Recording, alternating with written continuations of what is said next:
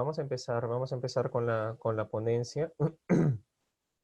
Bueno, en realidad, hoy toca ver lo que es cáncer colorectal, la exposición de cáncer colorectal, al igual que cáncer de colon, se podría dividir en varias secciones, ¿no? Por un tema académico, bueno, se ha tratado de hacer siempre en una sola sesión, más que todo tratando de dejar lo más importante y la pepa prácticamente de las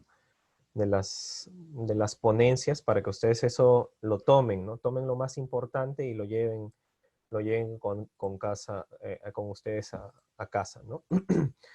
Entonces, dentro del cáncer colorectal, en la literatura mundial nos menciona que dentro del tracto gastrointestinal, tanto el estómago como el colon son los dos cánceres más frecuentes asociados ¿a qué? Asociados a morbimortalidad en el paciente, ¿no? Entonces, habitualmente este cáncer colónico que tiene su fisiopatología y que le vamos a ir relatando, según el libro de Schwartz, que ya probablemente a partir de cirugía ustedes lo van a leer más frecuentemente, representa aproximadamente 140,000 casos nuevos por año, ¿no? De los cuales de esos 140,000, de manera general, 50,000 mueren en el año. O sea, representa el tercero más letal luego del estómago y luego del hígado, ¿no? En el tracto gastrointestinal. Si bien es cierto, dentro de la epidemiología vamos a ver característicamente al paciente con algunos datos que tienen más predisposición a tenerlos al momento del diagnóstico, ¿no?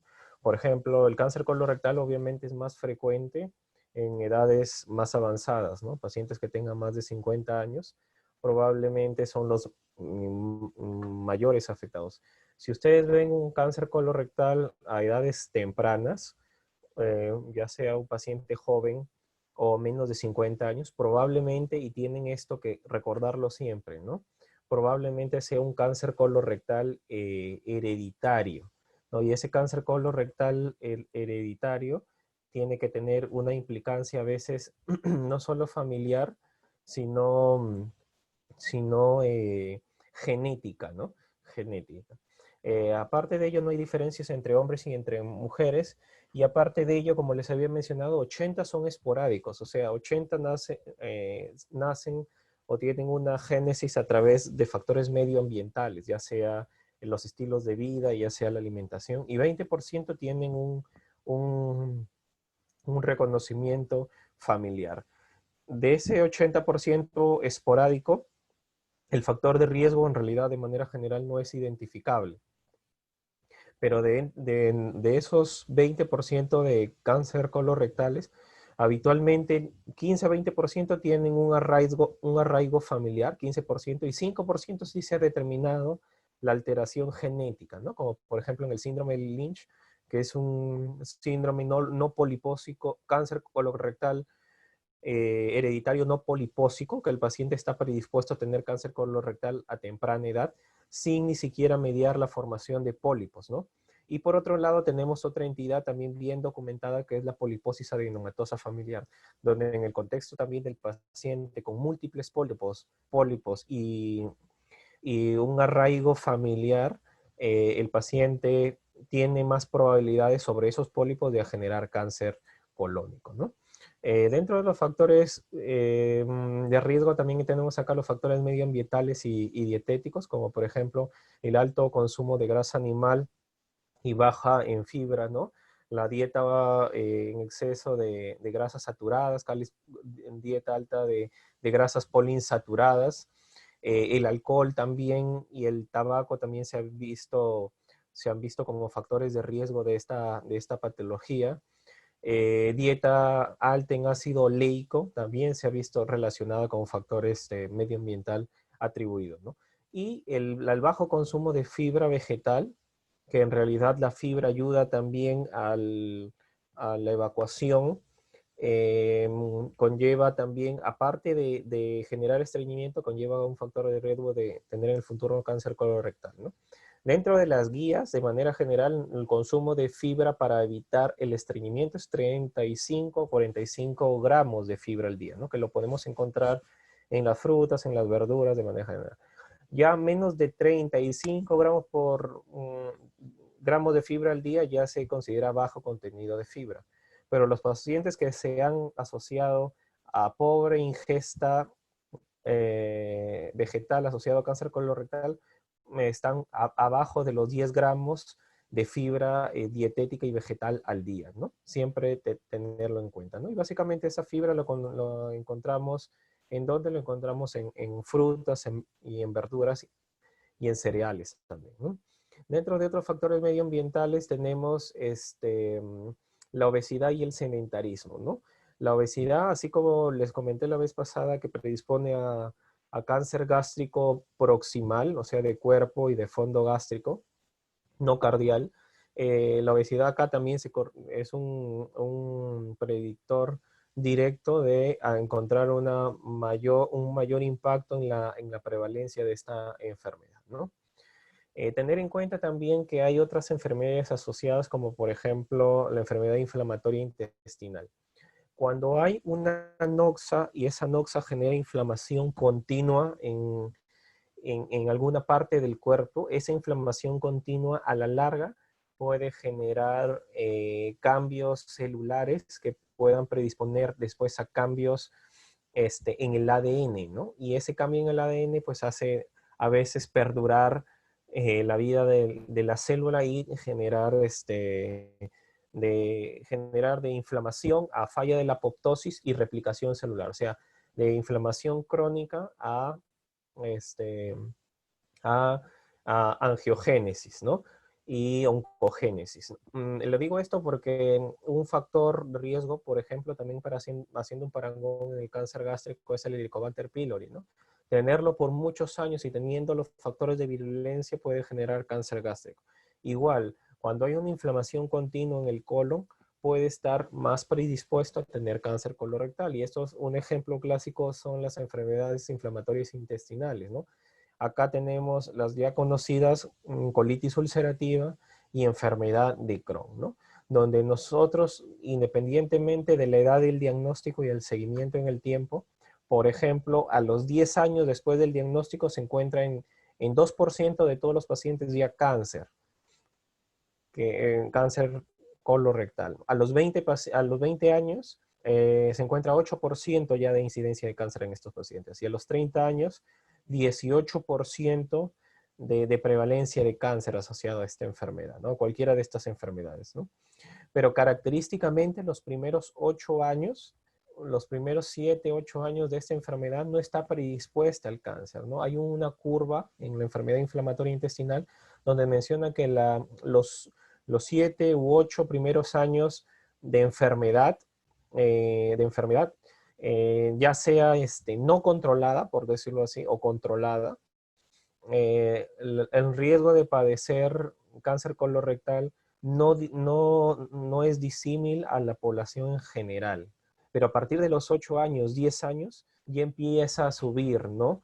La prevalencia de manera general es 1.5% en un paciente de 60 años sin factores de riesgo, ¿no? Que igual lo tiene la enfermedad inflamatoria intestinal. Pero a los 10 años esta enfermedad sube un poquito, a 2%. Y conforme va pasando el tiempo, sube a más la probabilidad de tener cáncer colorectal, ¿no? Siempre tener en cuenta. Por eso es que la colonoscopía, igual, independientemente de la enfermedad, del control de la enfermedad, es obligatoria a partir de los 8 años como un control en estos pacientes, ¿no? De enfermedad inflamatoria intestinal. Otros factores de riesgo, como ya les había mencionado, acá es el tabaquismo, ¿no? Porque el tabaquismo predispone a la formación de pólipos adenomatosos. Y vamos a ver más adelante que los pólipos adenomatosos pueden predisponer a, a cambios celulares, displasia, y esa displasia puede generar cáncer, ¿no? Hay algunos procedimientos quirúrgicos como el ureterosigmoidoscopía sigmoidostomía, donde el paciente por alguna neoplasia pélvica, ya sea vesical, ya sea ginecológica, tenía que hacerse anteriormente un bypass, por decirlo así, o una anastomosis, por decirlo así, entre el uréter y y el colon, ¿no? Y se vio que por las sustancias, por las sustancias propias de la orina, de la filtración urinaria, el colon no tiene esa protección que tiene el urotelio para cambiar de células, de células poliestratificadas cilíndricas a planas, ¿no? Entonces, ese cambio y esa protección que le da el urotelio con el tema de la filtración de la orina es un irritante en realidad para la superficie colónica, ¿no? Y eso de ahí, a la larga, genera inflamación y sobre eso puede predisponer a qué? Puede predisponer a cambios celulares y cáncer de colon, ¿no? Hay algunas otras enfermedades también que pueden estar asociadas como la acromegalia, que también se ha visto asociada, y la radiación pélvica en pacientes con neoplasia ginecológica, ¿no? O prostática también se ha visto. Dentro de la patogenia del cáncer colorectal hay tres vías genéticas. Yo se los pongo acá más que todo para que ustedes lo tengan como cultura general. De repente esto de acá lo lean y se vayan a olvidar. De repente no es importante como tal entender o sea, no es importante que se lo graben, pero más o menos sí tienen que entender de dónde viene o por qué se forma un cáncer colorectal. Y hay tres vías genéticas asociadas, ¿no? Una de ellas es la vía de la pérdida de la heterogenicidad. Esa vía de la pérdida de la heterogenicidad se llama también vía de la inestabilidad cromosómica, que representa prácticamente el 80% de las vías del cáncer colorectal. La vía de la inestabilidad microsatelital, perdón, que representa aproximadamente un 15-20% de la formación de cáncer colorectal, y una vía que representa, que recién se sabe más de ella, que representa entre el 1 hasta el 5% de la formación de cánceres colorectales, que es la vía de la metilación de la isla CPG, o llamada también vía metilada cerrada, ¿no? ¿Esto en qué consiste? Vamos a ir viendo cada una de ellas. La pérdida de la heterogenicidad o la vía de la inestabilidad cromosómica aparece a partir de la formación de un adenoma, que es un pólipo, ¿no? Representa prácticamente el 80%, como yo les dije, y típicamente esta vía de la inestabilidad cromosómica está asociado al 80% de los cánceres colorectales a predominio básicamente izquierdo. Si ustedes ven un cáncer colorectal a predominio izquierdo, probablemente esté asociada, probablemente lo digo porque esto se tiene que hacer investigación, ¿no? Investigación genética para confirmarlo. Pero habitualmente no se hace porque independientemente de la investigación genética no cambia el pronóstico en el paciente, ¿no? Entonces, habitualmente es un cáncer de colon izquierdo, y justamente estos cáncer de colon izquierdo tienen eh, peor pronóstico a diferencia del cáncer de colon derecho, ¿no?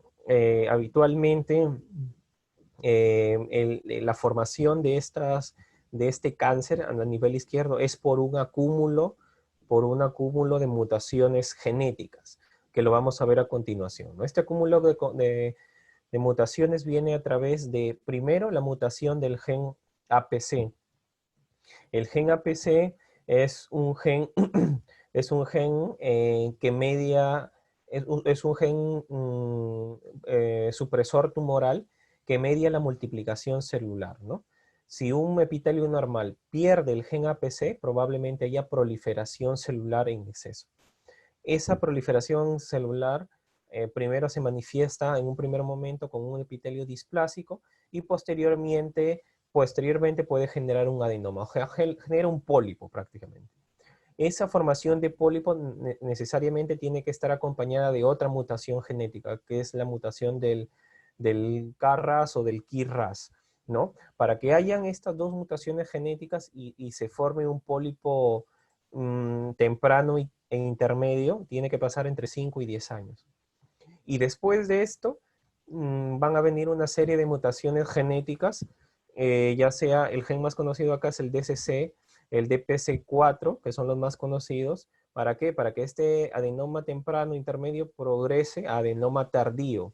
Y ya cuando viene después la mutación del P53, que es el guardián del genoma, genera pues pérdida de la arquitectura celular, mucha más proliferación, cambios citoplasmáticos, cambios nucleares y obviamente genera una formación y masa tumoral, ¿no? Carcinoma ya invasivo. Desde que ya se ha formado un adenoma tardío, ¿no? Un adenoma avanzado, hasta que se genere un adenocarcinoma como tal, tiene que pasar entre 3 y 5 años. ¿Qué les quiero decir con esto? Que, por ejemplo, uno se le hace una colonoscopía a un paciente y si la colonoscopía al paciente es hoy, por ejemplo, y de aquí en 5 años le hacen, y esta colonoscopía de hoy es normal, y de aquí en 5 años le vuelven a hacer una colonoscopía y le encuentran un cáncer de colon como tal, probablemente en esta endoscopía de hoy, que le hemos hecho hoy, que no le hemos encontrado algo, no les hemos encontrado nada, probablemente se nos haya pasado un adenoma intermedio o tardío en la evolución o en la patogénesis del cáncer colorectal, ¿no? Eso los gastroenterólogos lo tenemos muy en cuenta, por eso es que una de las finalidades de la colonoscopía es, a veces no es buscar un tumor de colon, sino buscar ¿qué? Buscar pólipos, porque la mejor medida de evitar que genere cáncer es extrayéndolos, ¿no? Quitándolos por eso, realizar una polipectomía. El siguiente 20%, 15-20% que le dije está relacionada con la vía de la inestabilidad microsatelital. Le llaman microsatelital porque el microsatélite es una parte del material genético que habitualmente se encuentra en las puntas, en los extremos de los cromosomas, ¿no? Y eso habitualmente son islas que son islas repetitivas de aminoácidos, ¿no? Que tienen una función específica, que, que tienen una función de reparar el ADN, ¿no? Si, por ejemplo, hay mitosis, ¿no? Habitualmente esos polos y esas repeticiones de ADN, lo que hacen es, al final de cuentas, si hay una mutación, lo que hacen es reparar en el mismo cromosoma los defectos que se puedan dar. Imagínense que no hubiera estos microsatélites. El cromosoma tendría un montón de defectos, ¿no? Y hubieran errores en la replicación. Entonces, justamente en el cáncer colorectal del lado derecho, se ha visto que hay pérdida de esta estabilidad microsatelital y por lo tanto pierde la capacidad para reparar el ADN y por lo tanto la célula, el material genético de la célula está mutada y como está mutada pierde el equilibrio para la replicación, para la mitosis y por lo tanto después va a haber una replicación descontrolada de la célula. Y así es la génesis de, de, esta de esta vía genética, ¿no? Y justamente acá se están relacionando, ¿qué se están relacionando? Se está relacionando el síndrome de Lynch, ¿no? El síndrome de Lynch, como yo les había mencionado, es un cáncer colorectal hereditario no polipósico, ¿no? Que está asociado a qué? Está asociado a la mutación de ciertos genes. Uno de esos genes es el MSC2, que habitualmente lo que hacen es reparar, ¿no? Porque eso procesa o expresa un microsatélite, ¿no? Al estar alterado no expresa ese microsatélite y por lo tanto no va a reparar adecuadamente el material genético, ¿no? En las células epiteliales del colon. Entonces, el síndrome de Lynch está asociado a esto, ¿no? Habitualmente un síndrome de Lynch es un paciente que tiene cáncer colorectal a edades tempranas, en menos de los 40 años y habitualmente tiene familiares o hermanos asociados también a cáncer colónico, ¿no? En una, dos o más generaciones, ¿no? Habitualmente. Sin embargo, en este cáncer hereditario no nace el cáncer a través de un pólipo. A diferencia, a diferencia de la patología, de la fisiopatología, de la aparición en la vía de la inestabilidad cromosómica, donde ahí intervienen todos estos genes, APCX, RAS, P53, para la formación de cáncer a través de un pólipo. Esta vía microsatelital no nace de un pólipo, ¿no? Nace de una célula específicamente y directamente ya se convierte en un adenocarcinoma. Y la otra vía, que es una vía poco documentada también, que representa entre el 1 y 5% aproximadamente de todos los cánceres colorectales, es la vía de la metilación desde la isla CPG, que es una vía metilada cerrada, ¿no? Esta también nace de pólipos, pero no son los pólipos adenomatosos, sino son pólipos cerrados. ¿Por qué le llaman pólipos cerrados? Porque en la histopatología parecen como unos dientes de sierra al corte. Y eso de ahí nace, ¿por qué? Porque hay una metilación excesiva celular que activa y desactiva genes de replicación y produce cáncer, ¿no? Es una vía que últimamente se ha descrito en la fisiopatología. Entonces, entrando a lo que es los factores de riesgo, siempre es importante recalcar, aunque no hay como tema en su sílabo, pero siempre es importante comentarles que, que este cáncer colorectal, el 80% y un poquito más, de repente 85%, nace de un pólipo. Y ustedes tienen que asociar esto. Todo paciente con un pólipo detectado, idealmente debe de ser resecado.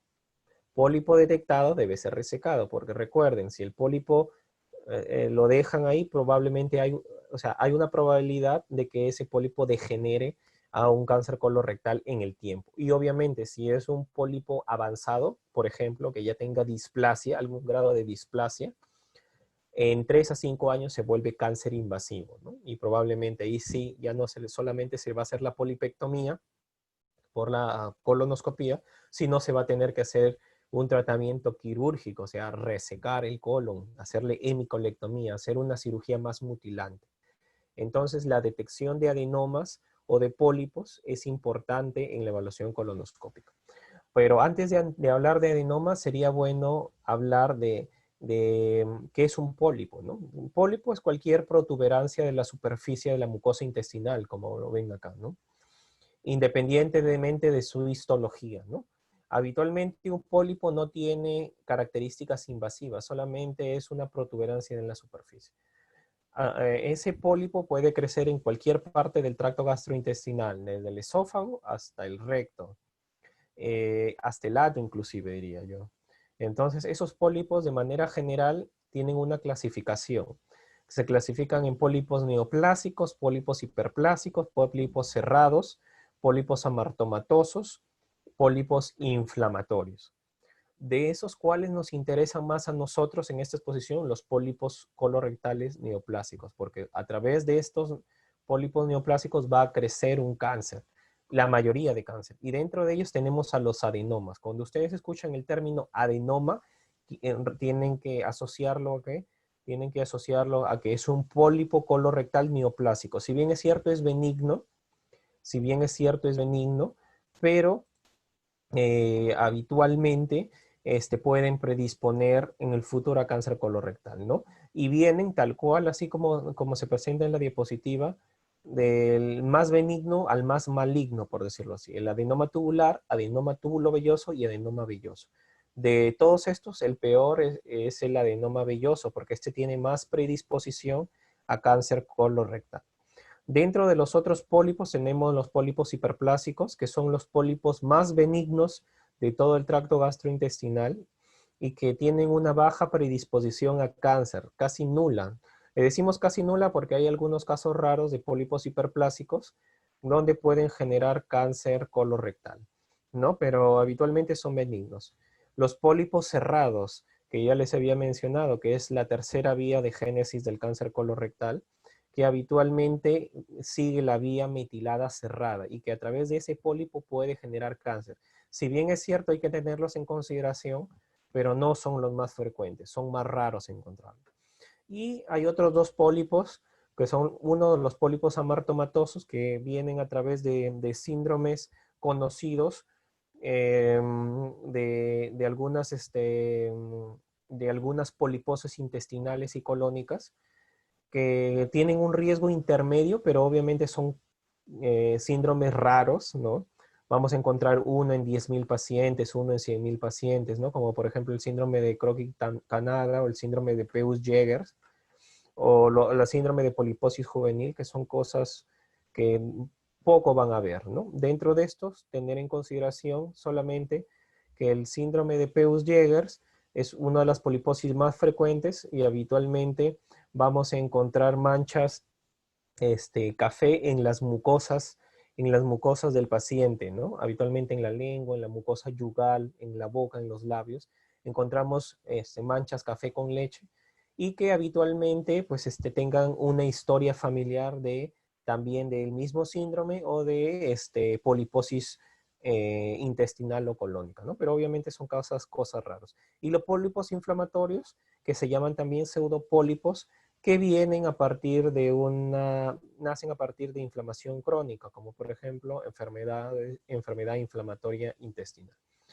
Como ya les había mencionado, acá lo que ustedes tienen que diferenciar es el adenoma o los pólipos neoplásicos son los adenomas, y esos adenomas hay que tenerlos en cuenta. Inclusive nosotros los gastroenterólogos tenemos que tener en cuenta que los pólipos que más tenemos que buscar son los adenomas, ¿no? A diferencia de los otros que tenemos, ¿no? Inclusive un parámetro en la colonoscopía es qué cantidad de pólipos adenomatosos un gastroenterólogo encuentra, ¿no? Eso es un parámetro de calidad en la colonoscopía, ¿no? Mientras más encuentres, quiere decir que tú tienes más adiestramiento en detectar una lesión neoplásica polipoidea y evitar posteriormente la formación colónica, ¿no? Como ya les había mencionado, estos pólipos neoplásicos pueden ser tempranos, intermedios o avanzados.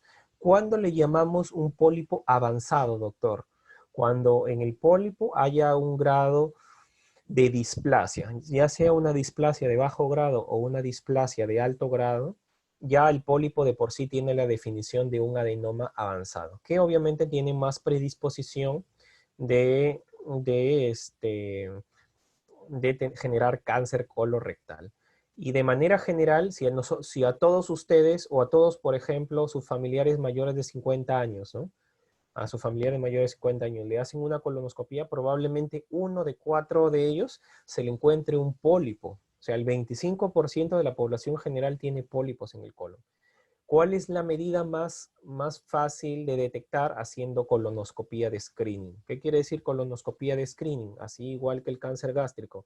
Hacer una colonoscopía no a los 40 años, ¿no? Como lo relata para endoscopía alta, sino a los 50 años, una colonoscopía en pacientes asintomáticos para detección de pólipos o adenomas, ¿no? Así se hace el screening a partir de los 50 años. Probablemente en una de 4 colonoscopías encontremos un pólipo. Se encuentra el pólipo, se saca el pólipo, se manda a estudiar y de acuerdo a la histología se hace el seguimiento en el paciente. De repente es un pólipo hiperplásico, es un pólipo benigno, esos pólipos no se siguen en el tiempo, ahí quedan, no se hace seguimiento con otra colonoscopia en otros años. Pero si salen un pólipo adenomatoso, probablemente ya va a requerir una colonoscopia a los 3, a los 5 años, depende del grado de displasia, ¿no? Obviamente el tamaño importa, acá el tamaño importa porque mientras más pequeña la lesión, hay menos probabilidad de que menos probabilidad de metástasis ganglionar. Si el pólipo es más grande, hay más probabilidad de que avance o progrese a cáncer colorectal y por lo tanto también hay más probabilidad de encontrar displasia dentro del pólipo, ¿no? Como yo les había mencionado, los que tenemos que tener en consideración son los adenomas vellosos, que tienen alto grado de predisposición a tener cáncer, ¿no? El 40% de ellos van a cáncer. Los pólipos hiperplásicos habitualmente no son malignos, como yo les había mencionado. Y habitualmente tienen unas características, ¿no? Que son transparentes, transparentes y pequeños. Y habitualmente se abocan más donde se forman más a nivel del sigmoides y del recto, ¿no? Sigmoides y recto. Ahí vamos a encontrar más pólipos hiperplásicos. Obviamente la colonoscopía solamente, la visión ayuda a tratar de acercarnos a la histopatología. Al final, el estudio anatomopatológico me va a decir si es un adenoma o es un pólipo hiperplásico, ¿no? Hay un síndrome que es raro también, que es el síndrome de la poliposis hiperplásica, ¿no? Que es una enfermedad donde el paciente tiene la generación de ¿qué? De múltiples pólipos hiperplásicos, ¿no? Cuando hay múltiples pólipos hiperplásicos, y llamo múltiple cuando sean aproximadamente de 10 para más, este paciente hay que indagarle esta enfermedad, ¿no? Y esa enfermedad es la única que puede predisponer a cáncer colorectal. Pero si yo encuentro 1, 2, 3, 4, 5 pólipos hiperplásicos en el recto, yo tranquilamente los puedo sacar y si son hiperplásicos, me quedo con la tranquilidad que son los más benignos, pues de pólipos que puedo encontrar en el tracto gastrointestinal. Dentro de la histopatología del cáncer colorectal, así como el cáncer gástrico también, el adenocarcinoma es la histología más frecuente. Por eso es que esta exposición es básicamente de adenocarcinoma, no es de linfoma, no es de sarcoma, que son otros cánceres y son extremadamente raros en el colon. Estamos hablando básicamente de adenocarcinoma. Le llaman adenocarcinoma porque el carcinoma se ha generado de las células epiteliales glandulares, ¿no? Por eso usan el término adeno, ¿no? Y se ha formado habitualmente de un adenoma. A esa transición desde generación de un cáncer a través de un adenoma, de un pólipo, le llaman secuencia adenoma-carcinoma. Eso es lo que ustedes van a escuchar de repente, o de repente los que han leído van a escuchar, sí, viene a través de la secuencia adenoma-carcinoma. Sí, ¿por qué? Porque el cáncer que uno ha encontrado probablemente ha llegado o se ha formado a través de un pólipo adenomatoso, ¿no? Que son los más frecuentes habitualmente, el 80% les había mencionado, ¿no? Y tener en cuenta que la ubicación del adenocarcinoma colorectal tiene una ubicación en el colon izquierdo, como ya les había mencionado, ¿recuerdan? El 80% es en la parte izquierda, y de ese 80%, 50% es recto y colon sigmoides, aproximadamente, ¿no? El 50%. Luego de eso, el resto, el 30%, es en colon ascendente y mitad de colon transverso. Y el siguiente 20% se ubica en el colon derecho, ¿no? Recuerden, acá hay unos ítems. Hay algunas preguntas que ustedes también, de repente de repente en el examen de gastroenterología o de repente en su ENAN, en su residencia, van a tener en cuenta. En el colon hay varias enfermedades que se proyectan y que generan enfermedad en el colon sigmoides, como por ejemplo, la ubicación más frecuente del colon, de manera general, del cáncer de colon es en el sigmoides. La mayor incidencia o cantidad de divertículos asociados siempre es en el colon, divertículos, ¿eh? Colon sigmoides.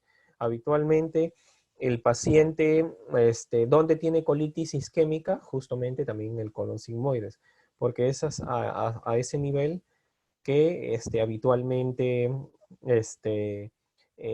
por un factor anatómico hay más predisposición de la isquemia. Y los volvulos más frecuentes en el colon, ¿cuáles son? Los volvulos del colon sigmoides. O sea, el colon sigmoides de por sí representa muchas veces, una ubicación importante, ¿no? Para tener en cuenta estas enfermedades. Dentro de la sintomatología del paciente también va a depender si el cáncer es del lado izquierdo o del lado derecho. Habitualmente, como toda enfermedad, puede tener primero una clínica inespecífica y y el paciente puede estar asintomático, se le hace una colonoscopia de control y se le encuentra una masa y el paciente estaba asintomático o refiere de repente solamente estreñimiento, pero el estreñimiento en realidad era un estreñimiento funcional, un estreñimiento de repente que no era por el tumor, sino era por la misma dieta del paciente y se le hace la colonoscopia y se le encuentra incidentalmente eso. ¿No? Muchas veces se encuentra así en ese contexto el paciente. Pero los pacientes que ya cuando el tumor es demasiado grande y hay mucha vascularización y ya ocluye el lumen, pueden traer algunas consecuencias. Si crece a nivel de colon izquierdo, habitualmente el colon, perdón, si crece a nivel de colon derecho, el colon derecho es mucho más irrigado que el colon izquierdo. Recuerde que la irrigación es a través de la mesentérica superior. Entonces, probablemente el paciente, al tener una masa ahí, el paciente, y ser muy vascularizado, el paciente va a tener dolor, va a sentir algo ahí, un peso, de repente una pesadez. Cuando crece mucho, va a tener una sensación de masa, y como tiene predisposición a sangrar, lo que va a hacer es generar hemorragia, ¿no? Y el paciente de repente va a tener deposiciones con sangrado microscópico, ¿no? Porque a veces no es evidente, y el paciente viene en el contexto de largo tiempo de evolución y anemia, ¿no? Eso más que todo pasa en el colon derecho, ¿no? Pueden haber cambios en el hábito evacuatorio, sí pueden haber cambios en el hábito evacuatorio, y habitualmente así crezca demasiado no genera tanto lumen, a menos que pues el lumen sea afectado en más del 75%, recién ahí vamos a ver cambios en el hábito evacuatorio. Si tiene menos del 75% de lumen, tranquilamente la deposición puede pasar, ¿no? Pero hay pacientes y pacientes, ¿no? No todos son iguales. La clínica en el colon izquierdo, a diferencia del colon derecho, tiene menos vascularidad, por eso justamente predispone más a colitis isquémica, ¿no? Como ya les había enseñado. Pero a diferencia del colon derecho, el colon izquierdo tiene un diámetro mucho menor. Habitualmente el diámetro que empieza acá, los diámetros que empiezan acá son habitualmente 5 centímetros, colon ascendente, 4.5 colon transverso, colon descendente 3 centímetros y medio, colon sigmoides 3 centímetros de diámetro, hasta la unión recto-sigmoidea 2.5, 3 centímetros de diámetro. Imagínense que crezca algo, lo ocupa o lo ocluye totalmente, no una tumoración. Justamente los tumores de colon izquierdo están predispuestos a que hacer síndromes obstructivos. Esto también es pregunta de examen, ¿no? Los cánceres del colon derecho, al ser más irrigados, predisponen a más sangrado y más anemia. Inclusive pueden estar en el contexto de una hemorragia digestiva baja.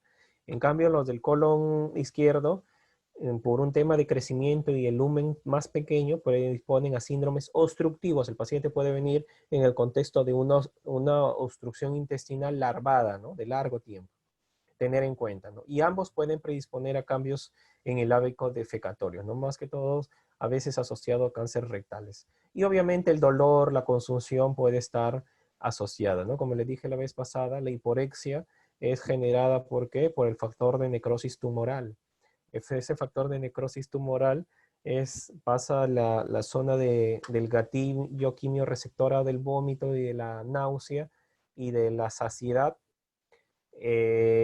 lo estimula, después el paciente empieza a comer menos, tener hiporexia, bajar de peso y viene toda la consunción asociada al tumor, ¿no? Y estos tumores expresan altas cantidades de factor de necrosis tumoral. El que más expresa habitualmente es el páncreas, el segundo que expresa es el estómago y el tercero que expresa es el colon en todo el tracto gastrointestinal, ¿no? La vía de metástasis más frecuente, ¿cuál es? Habitualmente linfática, ¿no? Por eso es que habitualmente cuando tenemos una masa ahí, un cáncer colónico, tenemos que ver qué compromiso ganglionar ha generado, ¿no? Y esto va a estar relacionado con que a mayor tamaño va a haber mayor compromiso ganglionar. Al ser más indiferenciado, va a haber más compromiso ganglionar que el diferenciado. Si ya en la biopsia o en el estudio de la masa del tumor, en la biopsia, en los cortes, hay compromiso de vasos sanguíneos que se está metiendo en el vaso sanguíneo, probablemente haya ya metástasis ganglionares, probablemente, se correlacionan, ¿no?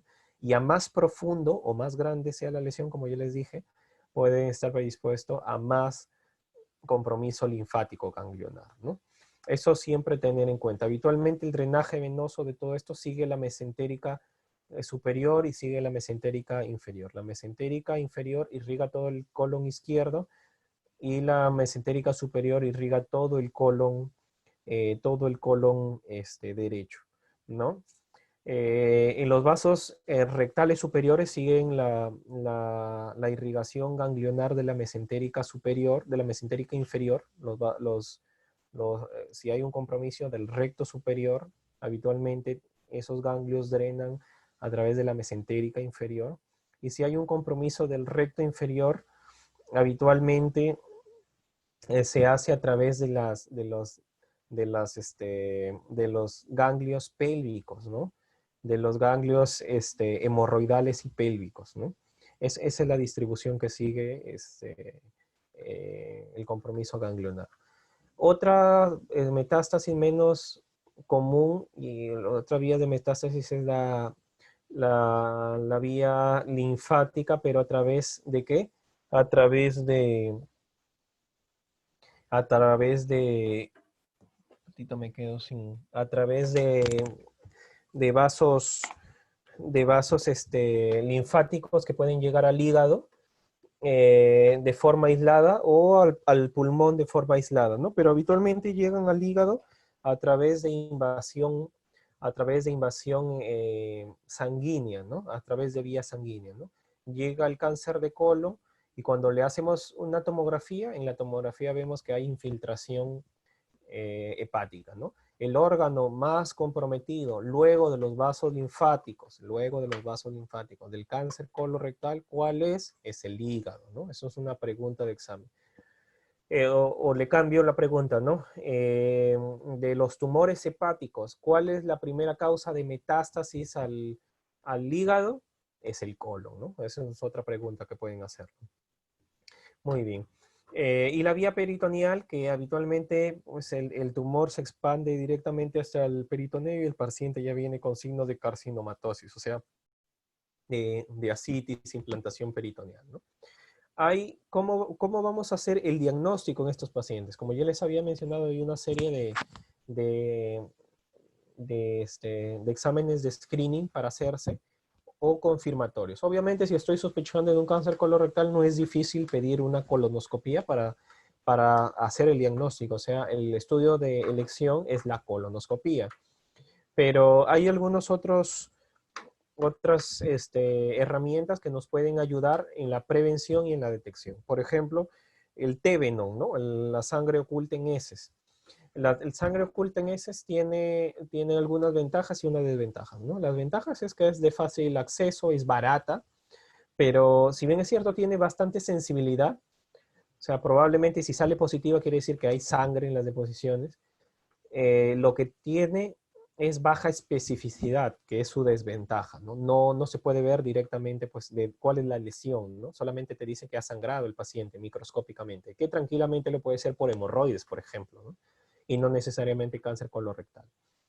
Pero en pacientes jóvenes, de repente, en pacientes jóvenes, menos de 50 años, que no tengan factores de riesgo de cáncer colorectal, una buena medida es dejarle, y el paciente venga en el contexto, por ejemplo, de anemia crónica y cambios en el hábito intestinal.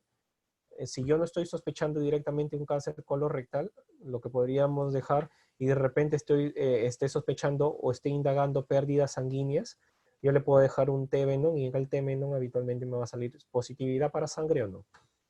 La otra herramienta es la sigmoidoscopía. La sigmoidoscopía es una colonoscopía hasta el sigmoide solamente, ¿no? Que habitualmente, como yo les dije, es también el riesgo-beneficio de acuerdo a la prevalencia del cáncer colorectal. La mayoría se encuentra en el colon sigmoides, el 50%, sigmoides y recto. Pero el otro 50% es en las siguientes partes del colon. No lo evaluaría. Esa es su desventaja, que es una herramienta incompleta, ¿no? Solamente puedo llegar, usted me dice, doctor, la sigmoidoscopía es con otro, ¿cómo es el procedimiento? Es igualito que una colonoscopía. Entras con el equipo, solamente que avanzas hasta qué? Hasta la zona del colon sigmoides o descendente. Y ustedes me dicen, pero doctor, pero si ya está dentro, ¿por qué no acaba la colonoscopía? porque la sigmoidoscopía no requiere preparación colónica, solamente con enemas. Le pones un par de enemas al paciente, el paciente evacúa en ese momento, limpia su colon, y yo con el equipo entro por el colon sigmoides, colon descendente, y hasta ahí limpia el enema. Ya no limpia más. Después, arriba voy a encontrar deposiciones sucias, ¿no? Si yo quiero hacerle un buen estudio completo, mejor le hago la colonoscopía completa. Esa colonoscopía completa sí requiere preparación. Examina todo el colon, la colonoscopía es muy sensible y específica porque ve directamente la superficie colónica, pero ¿cuál es la incomodidad? Que no está exenta de, ¿qué? De algunas complicaciones. Son raras, perforación, hemorragia, en el 1 a 3% de todas las colonoscopías, probablemente más asociado cuando retiramos un pólipo, cuando hacemos polipectomías, ¿no? Entre el 1 y 3% de todas las colonoscopías están asociados a alguna complicación. Aparte de ello, que no está accesible con todos, es un poco más cara, ¿no? Y aparte de ello, requiere sedación por parte del paciente, ¿no? Son las desventajas, ¿no? Pero es el estudio ideal para evaluar el colon. El enema de vario, doctor, si le hago una radiografía de colon a doble contraste, ¿es buena o no es buena? Sí, pero idealmente es mejor que tú veas dentro del colon, porque el examen varitado de a doble contraste del colon, con la radiografía de colon a doble contraste, determina que determina pólipos más de 1 centímetro. Y los pólipos, recuerden que los pólipos adenomatosos a veces el 80% son menores de 1 centímetro, o sea, son chiquititos. Y esos habitualmente no se van a ver en un enema varitado o una radiografía de colon a doble contraste.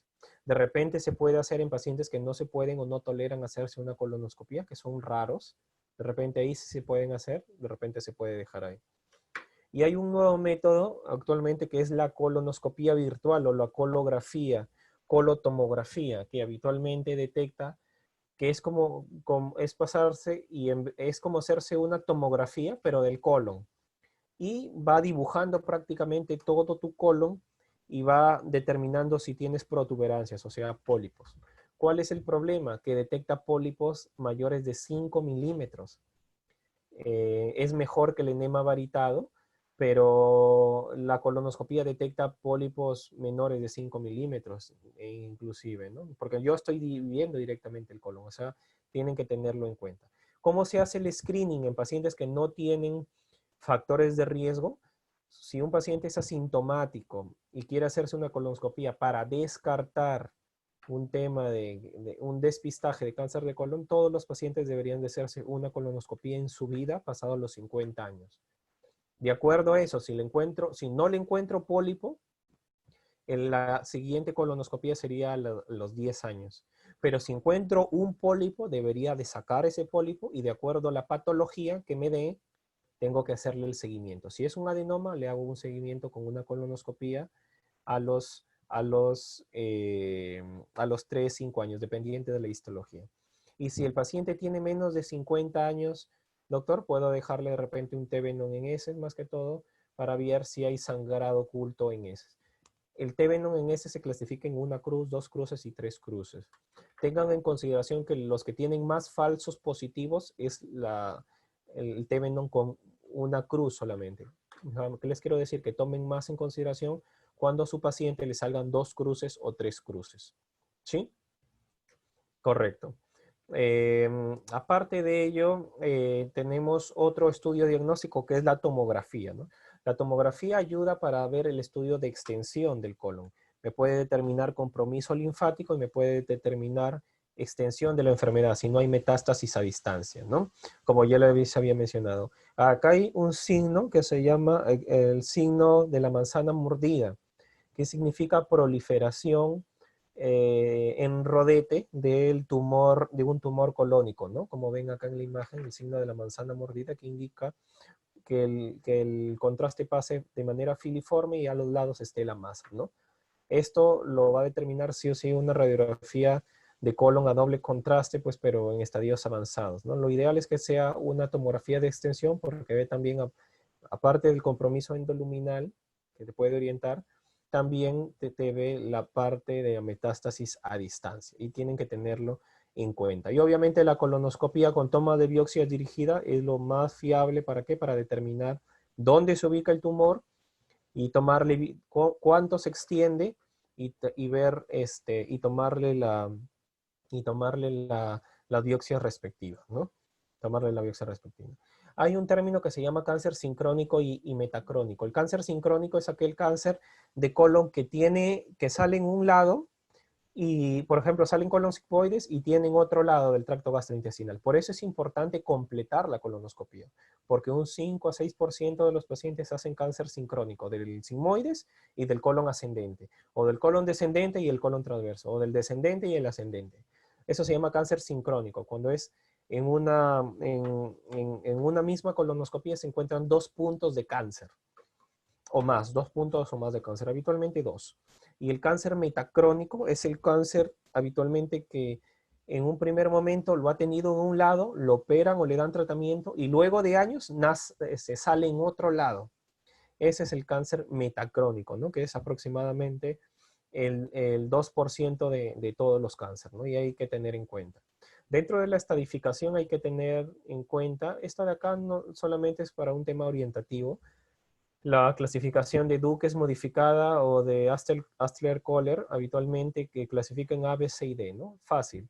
A solamente cuando el tumor está en mucosa y submucosa. B, cuando está en la muscular o en la serosa, sin ganglios.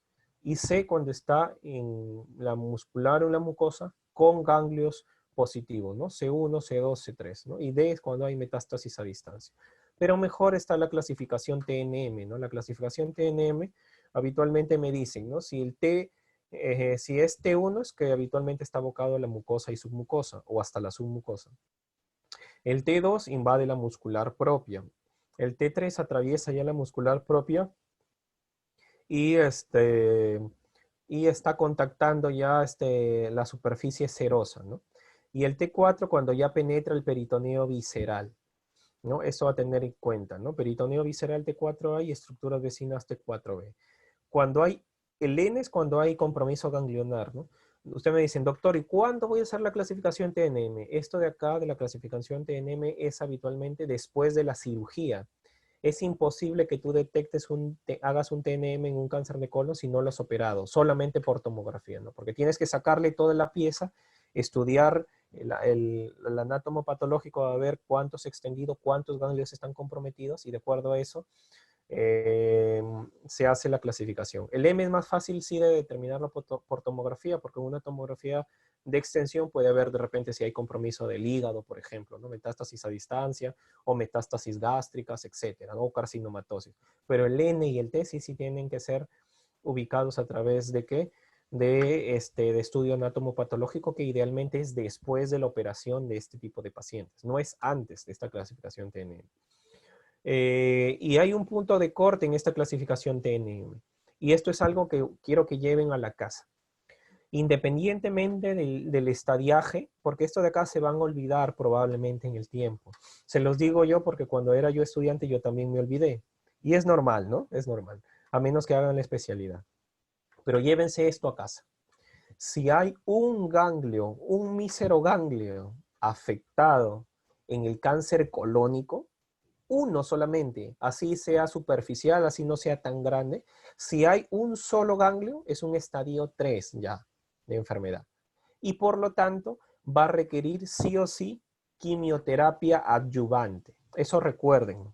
¿Por qué? Porque si ustedes tienen un familiar o alguien que tiene un cáncer de colon y después del cáncer de colon recibe quimioterapia, es porque al menos tiene ganglios comprometidos. Pero si ese familiar que lo han operado del colon, el oncólogo no lo manda a quimioterapia, es porque ese paciente se le detectó, entre comillas, a tiempo, igual se le quitó medio colon, pero no tuvo ningún ganglio en el estudio anatomopatológico comprometido, ningún ganglio comprometido. Eso es lo que quieren que lleven a casa, ¿no? Porque de repente lo demás sí se les puede olvidar, pero esto sí.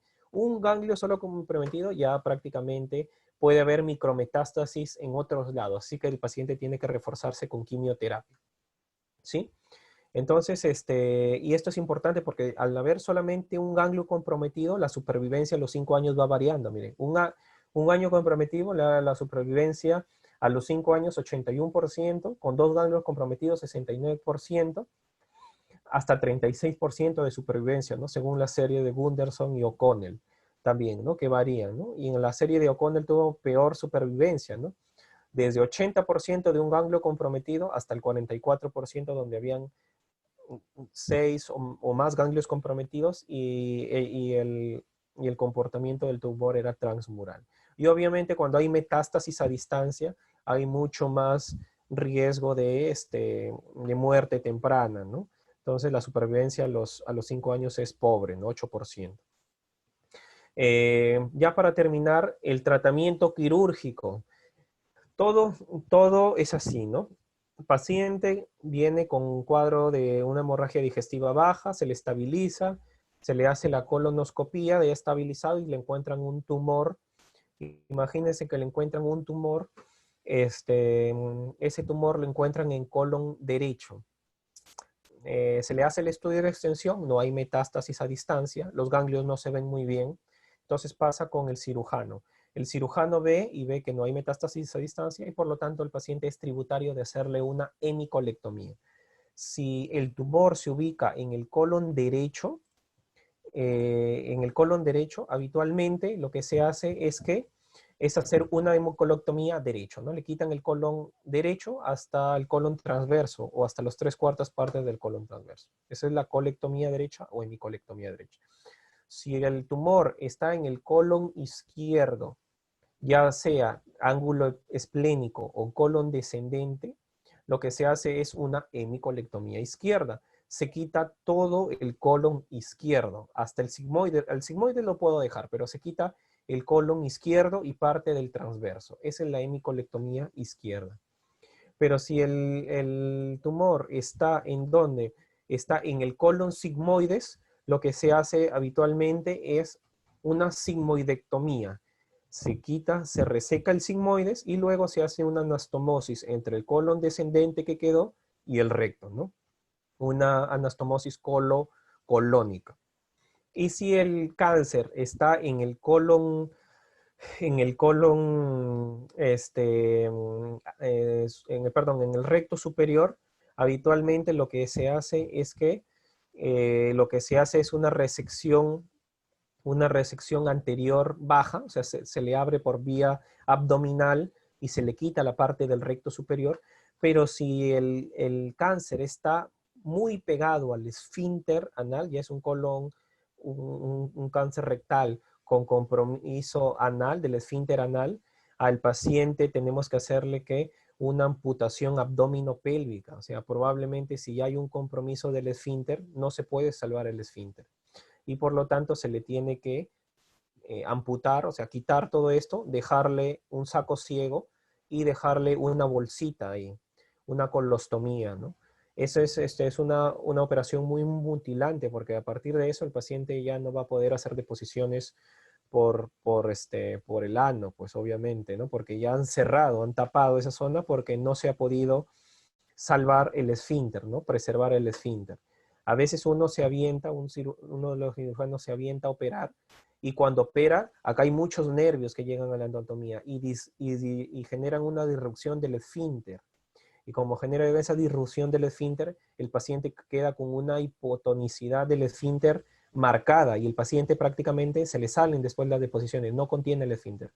Por eso es que si ya el tumor es muy bajo, se hace una resección abdominopélvica, el, se cierra el esfínter anal y se deja una colostomía y probablemente se quede con su bolsita de colostomía para toda su vida, ¿no?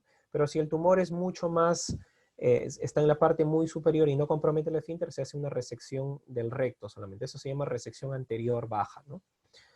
Tener en cuenta de esto, de la quimioterapia, ¿no? Todo estadio 3, ya me dicen cuándo es estadio 3. Cuando al menos haya un ganglio positivo, va a ir a quimioterapia 6 meses con oxiplatino, ¿no? ¿Esta quimioterapia en qué ayuda? Erradica micrometástasis, disminuye la recurrencia de la enfermedad y aumenta la supervivencia, como ya les habíamos mencionado, ¿no? Doctor, ¿y qué es de novedad del antígeno carcino embrionario, del marcador tumoral? El marcador tumoral es un marcador tumoral de pronóstico del paciente, no de diagnóstico. hay pocos marcadores tumorales que son diagnósticos, ¿no? Yo les digo de manera general, uno que es diagnóstico o dos que son diagnósticos es la alfa-fetoproteína, que en paciente cirrótico, una alfa-fetoproteína elevada me indica probablemente un hepatocarcinoma, ¿no? Habitualmente las alfa-fetoproteínas más de 30, más de 100, más de 1000, hay más predisposición a cáncer de hepatocarcinoma. Igual que el PSA, ¿no? Un PSA más de 4, y si yo tomo como punto de corte más de 10, probablemente sea un cáncer prostático. A diferencia del cáncer colónico, donde le puedo tomar un antígeno carcinoma embrionario y está en 4, que es el valor normal, y el paciente tiene un cáncer ahí. No se relaciona directamente con el diagnóstico, pero sí con el seguimiento. Si yo tengo un paciente con antígeno carcinoma embrionario alto antes de la cirugía y después del año de evolución al paciente yo le pido un nuevo antígeno carcinoma embrionario y sigue saliendo alto, es porque probablemente ha quedado tumor residual dentro del abdomen. Y ahí se tiene que evaluar y pedir tomografía, pedir octrioscan, pedir algunas otras cosas pues, que no valen la pena comentar, ¿no? Pero no es un marcador tumoral diagnóstico, sino es pronóstico, es de evolución, es de seguimiento. El punto de corte es 4, ¿ya? 4, y con eso hago el seguimiento, el oncólogo hace el seguimiento, ¿no? Luego de eso, el paciente tiene después de la operación, el paciente tiene que someterse a colonoscopías anuales por 3 a 5 años, y de acuerdo a lo que se encuentra, si se encuentran pólipos, no se encuentran pólipos, ya nosotros vamos espaciando las colonoscopías. A diferencia del cáncer gástrico, donde así te tengas cáncer gástrico, el seguimiento es por largo tiempo, es todos los años indefinidamente, la endoscopía. La colonoscopía no, los 5 primeros años es anual y después ya se van alejando las colonoscopías, cada 3 años, cada 5 años, etc. La tomografía también, en el estudio de extensión, los 5 primeros años son anuales, ¿sí? Muy bien, chicos.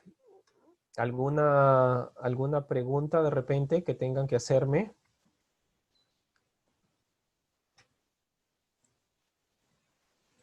¿Alguna pregunta? Porque tengo otra exposición que es tuberculosis, que no tiene nada que ver con el colon. Sería bueno que si tengan dudas, me las hagan saber para tratar de resolver sus inquietudes. Doctor, buenas tardes. Hola, Vania. Em, ¿Cómo Buenas tardes. manejaríamos a un paciente que tiene cáncer de colon, tiene enfermedad de Crohn y también es tuberculoso? Ya, ¿me lo dices porque has tenido un paciente así? Porque habitualmente un paciente con esas 3 características es bien difícil de encontrarlo. ¿Has tenido un paciente así? No he revisado en la literatura un paciente Ya. tuberculoso con enfermedad de Crohn. Claro, son Y casos anecdóticos en realidad, ¿no? Son casos anecdóticos. Porque lo primero es, primero tengo que compensar al paciente, ¿no? Para el tratamiento de la enfermedad de Crohn tengo que dar tratamiento inmunosupresor, pero tengo que tener en cuenta que el tratamiento inmunosupresor puede empeorar mi tuberculosis. ¿Por qué? Porque bajo la inmunidad, por decirlo así, a expensas de bajar la inflamación colónica, pero a la par, si tiene tuberculosis, puedo reactivar y generar una tuberculosis sistémica, ¿no? Entonces, aquí, ¿cuál es el tema? Primero, tengo que ver el grado de actividad de la enfermedad de Crohn. ¿Me estás hablando de un paciente con Crohn colónico también o perdón, tuberculosis pulmonar o tuberculosis sí, colónica? TB pulmonar. De ATV Sí. pulmonar. Habitualmente el paciente idealmente debería de inicialmente tener antes de iniciarle tratamiento inmunosupresor al paciente, tendría que manejar el tema de su tuberculosis. Manejando el tema de la tuberculosis pulmonar, idealmente a partir de las 4 semanas después del inicio del tratamiento, la baciloscopía va a ser casi negativa, ¿no? No absolutamente negativa, pero sí casi negativa. O sea, yo a las 4 semanas de iniciar el tratamiento de tuberculosis tengo menos riesgo de contagio y menos tiempo de empeoramiento pulmonar. Te lo digo esto porque si tú le inicias tratamiento inmunosupresor al paciente, probablemente le desencadenes una tuberculosis miliar y eso sí lo mate al paciente. Probablemente si tú inicias el tratamiento inmunosupresor en un paciente con cáncer, disemines la enfermedad, o sea, o haya más probabilidad de que el cáncer se disemine, ¿no? Pero a expensas de la enfermedad, antes de entrar a la sala de operaciones, de repente para operar al paciente, lo que se tiene que hacer es tratar de manejar la tuberculosis en el sentido de que no esté activa. Y eso del tema de actividad, la literatura dice que lo manejas a partir de la segunda semana, vas controlando la tuberculosis, segunda o a la cuarta semana.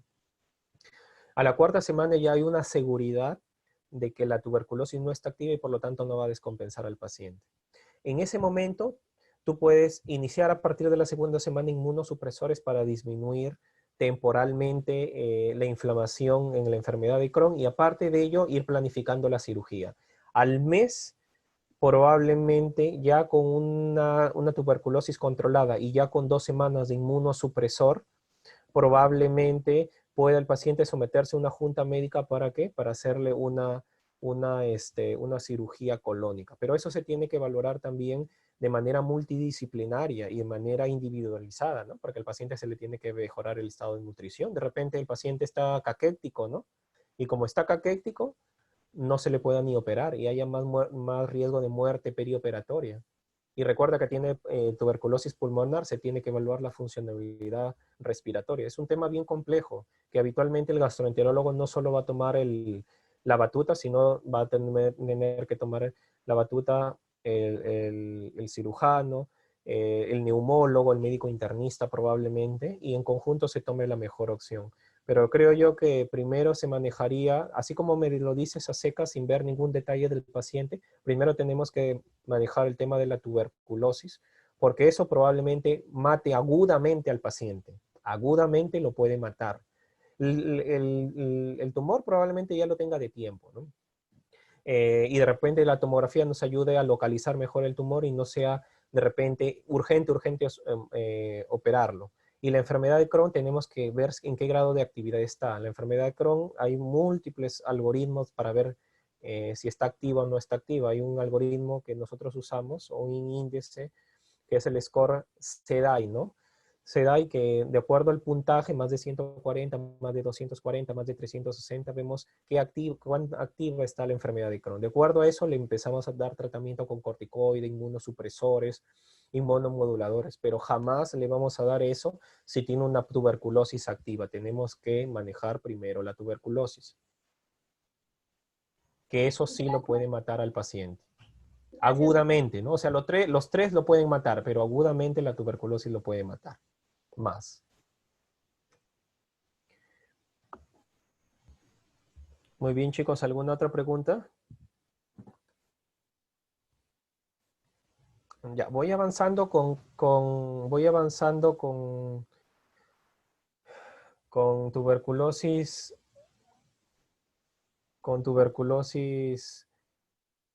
eh, del tracto gastrointestinal, y si tienen alguna pregunta ya para el final lo dejamos.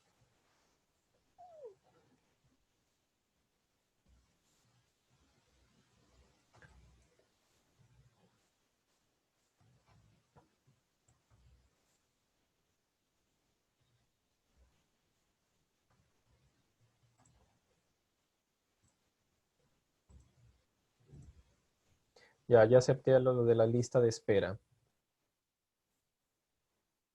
Muy bien, muy bien, correcto. Bueno, vamos a empezar acá con la exposición. Bueno, tuberculosis gastrointestinal. En realidad vamos a ver varios ítems y esta exposición me acuerdo que la hice justo antes de empezar la pandemia porque era uno de los primeros temas que me tocaban. Por eso es que puse esta imagen del COVID, ¿no? Del fallecimiento que en ese momento, para el 9 de marzo, predisponía el COVID en cuanto al tema de fallecimientos por día en el mundo, ¿no? Y en este ítem, el COVID estaba en una posición más o menos de 14ª, 15ª más o menos, ¿no? Y la tuberculosis era la enfermedad que hasta la actualidad es la que generaba más fallecimientos por día en el mundo, ¿no? Por eso es que es la importancia de la salud pública, ¿no? La tuberculosis enteroperitoneal o gastrointestinal habitualmente es asociada o afiliada a un primer foco, y ese primer foco es una tuberculosis pulmonar, ¿no? Entre, entre el 75 y 92% de esas tuberculosis tuvieron un origen pulmonar. Inclusive se dice actualmente que si yo tengo una tuberculosis gastrointestinal, el 30% de esos pacientes que tienen una tuberculosis gastrointestinal tienen concomitantemente una tuberculosis pulmonar, ¿no? Y eso sí tenemos que tenerlo en cuenta. Habitualmente la epidemiología afecta habitualmente entre pacientes entre 11 y 40 años, habitualmente jóvenes, y está más arraigado en países en vías de desarrollo, ¿no? Con un nivel socioeconómico paupérrimo, por decirlo así. Tener en cuenta que la etiología es a partir de la infección por Mycobacterium tuberculosis, ¿no? Que es un bacilo alcohol ácido resistente que puede propagarse y puede afectar cualquier órgano de la economía en general, ¿no? Y el compromiso intestinal está en relación ¿a qué? Está en relación al grado pulmonar, ¿no? Si tiene un compromiso, un compromiso pulmonar leve, probablemente haya menos porcentaje de compromiso intestinal, ¿no? Por ejemplo, 1% de los pacientes que tienen compromiso intestinal tienen lesiones pulmonares leves, pero en pacientes que tienen lesiones pulmonares moderadas, hasta el 4.5 puede tener una afectación intestinal. Y hasta el 25% de los pacientes que tienen fibrotórax por tuberculosis o una tuberculosis miliar probablemente tengan más chance de tener una tuberculosis gastrointestinal, ¿no? Está directamente proporcionado, relacionado, ¿no? Y actualmente menos del 50% de la TBC intestinal tiene también un compromiso pulmonar, habitualmente un 30%, como les había mencionado anteriormente. Habitualmente este Mycobacterium tuberculosis tiene vías de diseminación, ¿no?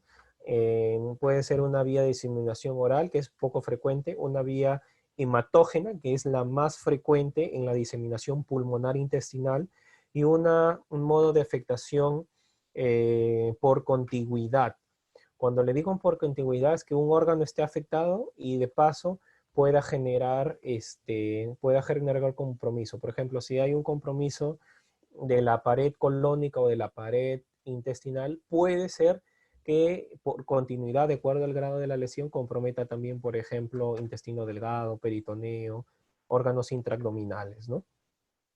Dentro del aspecto macroscópico vamos a ver formas ulcerativas, que son el 50% de la presentación, formas o sea, la lesión va a ser una úlcera en el tracto gastrointestinal, 50%, formas hipertróficas donde vamos a encontrar un crecimiento y va a generar una especie de pseudotumor, y uno cuando le haga la endoscopía o la colonoscopía diga, esto de acá es un tumor, y en realidad no sea tumor, sea tuberculosis, ¿no? Por eso es que le llaman la gran simuladora, ¿no? A la tuberculosis. Y una forma estenosante o fibrótica, que es en menos porcentaje, 5%, y una mixta, un 30% habitualmente. Cuando nosotros abocamos al lugar de afección, esta es una pregunta del ENAN también, ¿no? ¿Cuál es la afección más frecuente de la tuberculosis en el tracto gastrointestinal? La ubicación más frecuente en el tubo digestivo es la iliocecal. Esa es pregunta de examen. Y si solamente consideramos la afección gastrointestinal. Pero la afección peritoneal en los últimos años ha ido creciendo y aumentando. Es por eso que ahorita un paciente con ascitis, que no tenga factores de riesgo de diabetes, presión alta, como para generar daño ni hepático ni daño renal, tengo que descartar que esa citis no sea por una tuberculosis peritoneal, ¿no? Que es uno de los órganos que han ido creciendo últimamente en cuanto a qué, en cuanto a la estadística, en cuanto al tema de la epidemiología. Y es la que tenemos que tener presente y en cuenta, ¿sí? Dentro de esto, el cuadro clínico puede ser variado. Puede ser que el paciente venga con síntomas de una enfermedad del gastrointestinal larvada con diarrea, estreñimiento, más diarrea que estreñimiento de largo tiempo asociado a un síndrome consuntivo o un dolor abdominal, si es que está abocado al tema intestinal. Pero si ya hay ascitis, el paciente, eso quiere decir que probablemente el paciente ya tenga disconfort abdominal, aumento del perímetro abdominal y venga con un cuadro de ascitis pues de largo tiempo, ¿no? Y que esté asociado también al cuadro de desnutrición asociado. Todo va a depender del tiempo, desde cuándo tienes las manifestaciones o desde cuándo hay sospecha de infección, la edad del paciente, las comorbilidades, etcétera, ¿no? Inclusive el paciente puede debutar con ascitis, fiebre y desnutrición, ¿no? Esa triada clásica de desnutrición, fiebre y ascitis lo encontramos en el 30% de los pacientes. No todos los pacientes con tuberculosis hacen fiebre, por si acaso, no piensen que hacen fiebre, ¿no? Es a veces un poco más larvado. El 30% solamente tienen esa triada. Después el compromiso puede ser en cada uno de los órganos que vamos a detallar a continuación. Puede haber una afectación esofágica que es rara, igual que la gástrica, donde si hay una lesión, esa lesión puede generar disfagia, dificultad para pasar o consumir los alimentos, y dolor retroesternal, ¿no? ¿Cómo se diagnosticaría? Se hace una endoscopía por la sintomatología del paciente y se le tomaría biopsias a las zonas sospechosas, ¿no?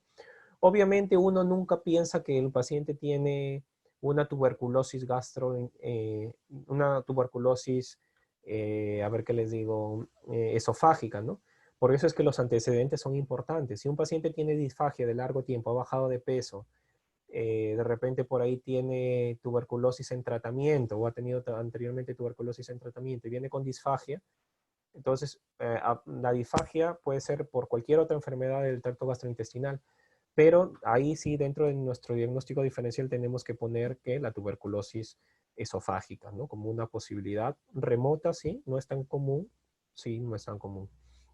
Y la tuberculosis gástrica es también producida por el Mycobacterium, obviamente, y esto también puede generar úlceras, puede simular úlceras o lesiones proliferativas.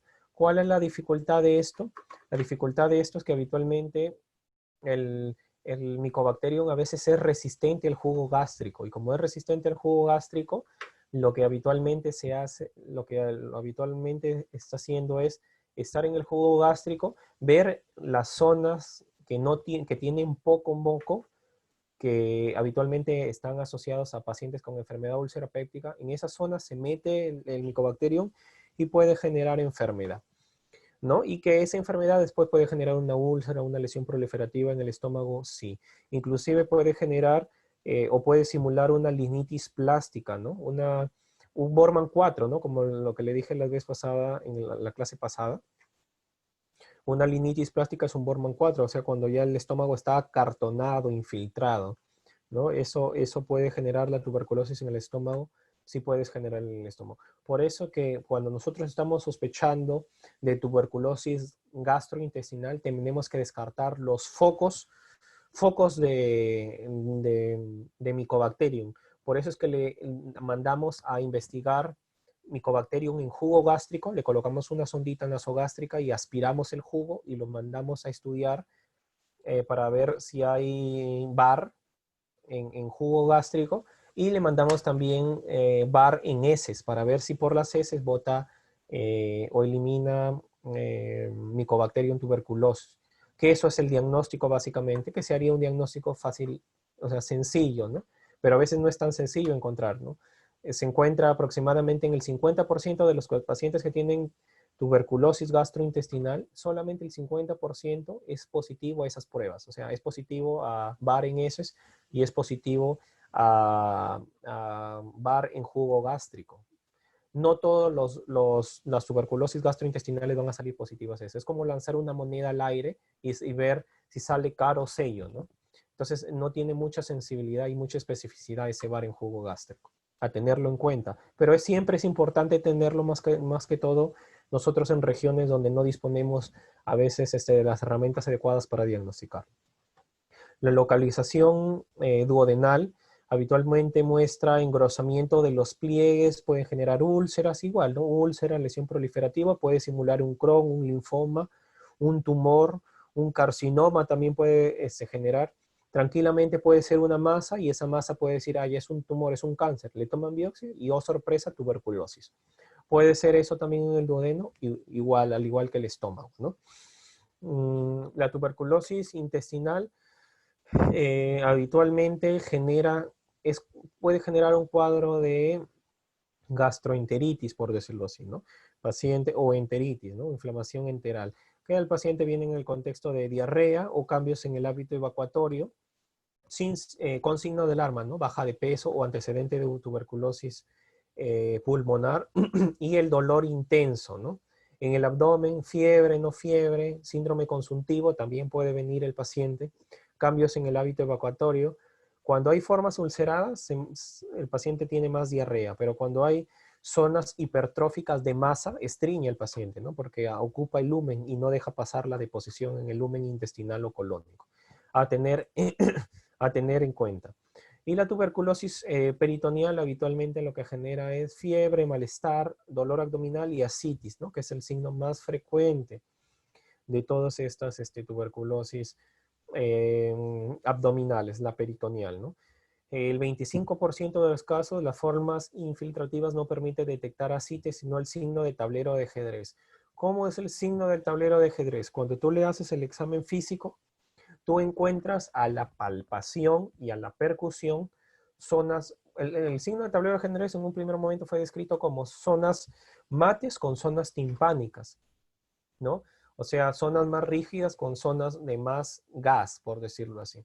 Pero también se describe el signo de tablero de ajedrez cuando tú le haces el examen físico y encuentras zonas induradas con zonas blandas en el abdomen. Probablemente, ¿por qué? Por la infiltración peritoneal y el engrosamiento y la fibrosis que genera en el peritoneo abdominal, en el peritoneo parietal, el Mycobacterium tuberculosis y eso haga y ese signo se haga presente en el examen físico, ¿no? Lo encuentras acartonado en algunos lados y blando en otros lados, por decirlo así, ¿no? Acá tenemos una serie de signos y síntomas en este estudio del 2003, ¿no? Donde la manifestación más frecuente fue dolor abdominal, pérdida de peso y ascitis, ¿no?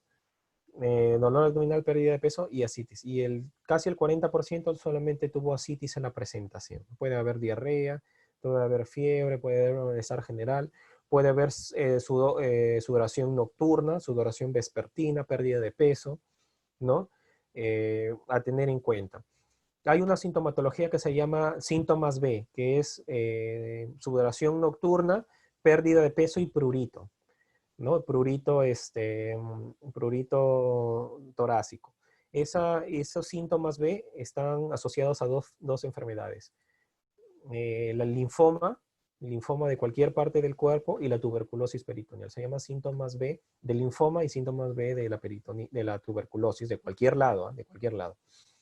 Y el mecanismo de formación de la ascitis en la tuberculosis peritoneal habitualmente es ¿por qué? Porque el Mycobacterium al generar inflamación y granulomas, esos granulomas crecen en el cuello de los vasos linfáticos, ¿no? En la zona previa al drenaje de los vasos linfáticos. Entonces genera una obstrucción linfática y por lo tanto dificulta la reabsorción normal del líquido acítico. El líquido acítico se forma aproximadamente a 50 mililitros por hora. ¿Se imaginan que hay una obstrucción? Cada hora vamos a generar 50 mililitros, 50 mililitros, 50 mililitros, ¿hasta qué? Hasta que el paciente tenga 5 litros, ¿no? 5 litros de líquido en el abdomen y recién se manifieste con ascitis, ¿no? Recién se manifieste con ascitis. Para yo encontrar ascitis en el examen físico, al menos tengo que tener unos 4 o 5 litros para recién yo tener y determinar el signo de ascitis, ¿no? Abdomen batracial, no matidez desplazable, recién ahí, ¿no? Y si tiene menos de 5 litros, probablemente en el examen físico yo no lo encuentre esos hallazgos, ¿no?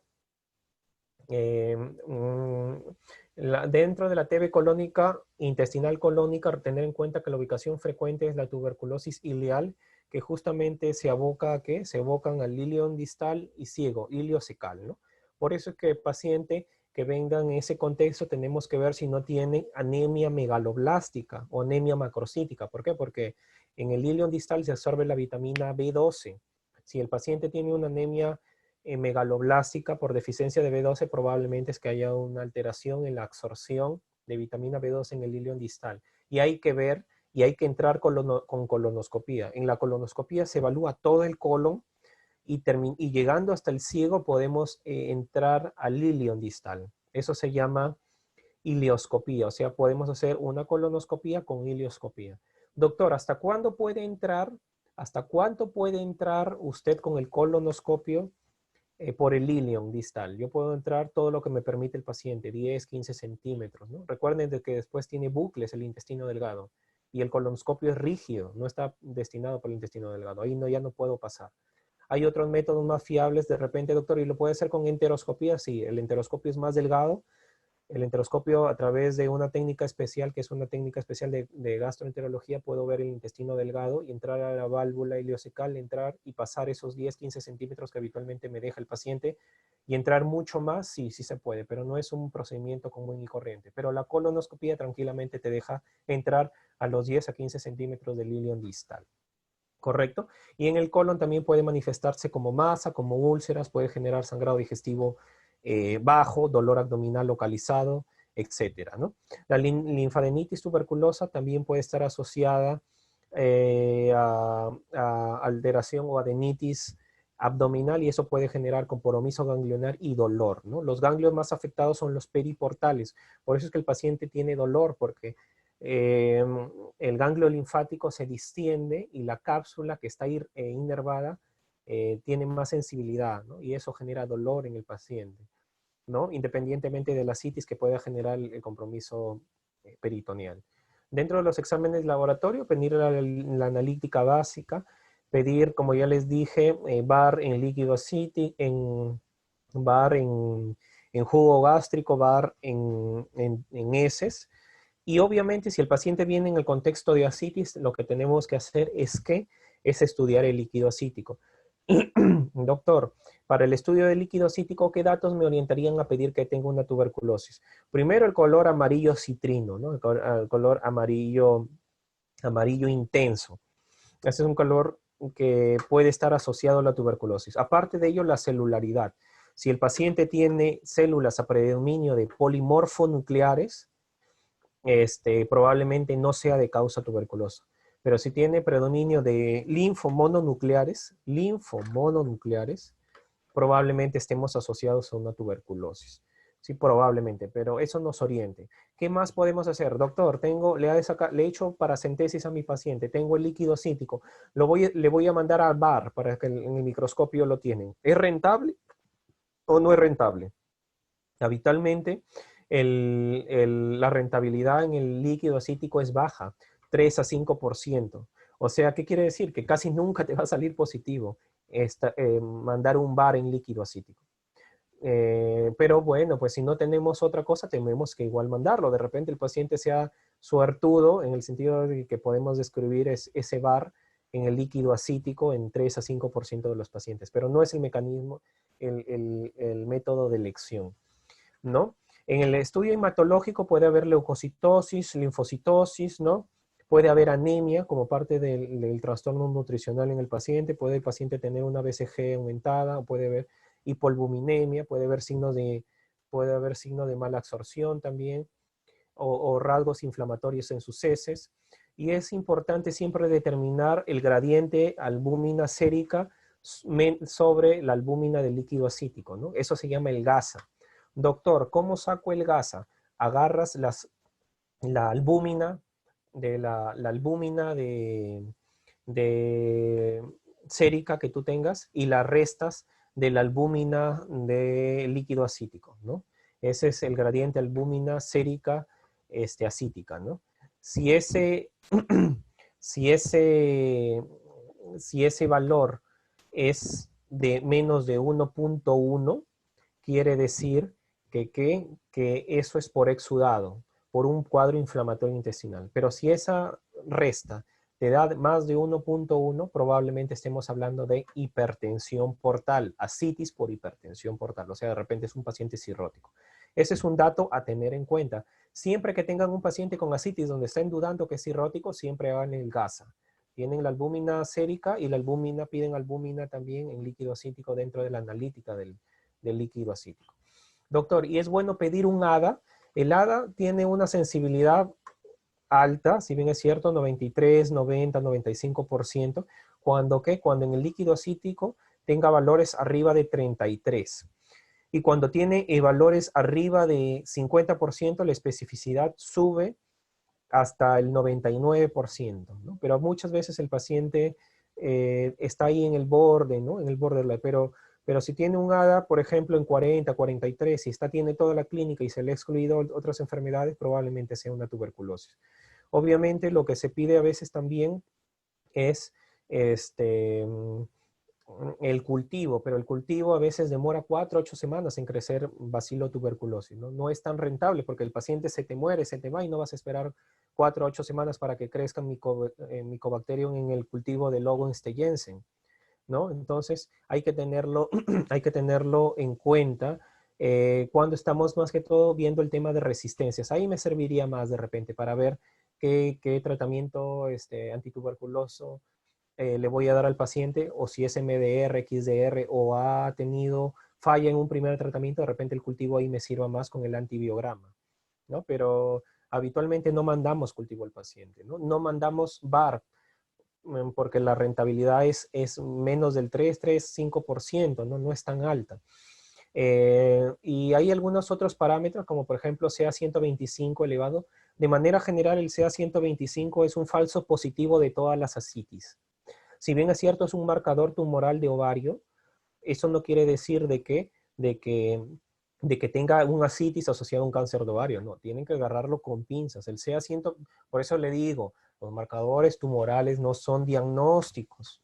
Los marcadores tumorales, algunos son orientativos y algunos son de seguimiento. El CA125 pueden producirlo las células del estroma ovárico, pueden producirlo las células endoteliales del peritoneo. Por eso es que un paciente que tiene ascitis puede tener el CA125 elevado, y no es porque tenga tumor cáncer de ovario, ni es porque tenga tuberculosis peritoneal, sino es porque las células peritoneales están formando ese marcador tumoral que es falsamente positivo. Es falsamente positivo, a tenerlo en cuenta. Y obviamente el estudio de elección para esto es determinar a través de PCR, o sea, prueba molecular, así como hay como para el COVID, también PCR, para determinar el DNA del Mycobacterium tuberculosis, ¿no? Que es, que es bastante sensible y bastante específico.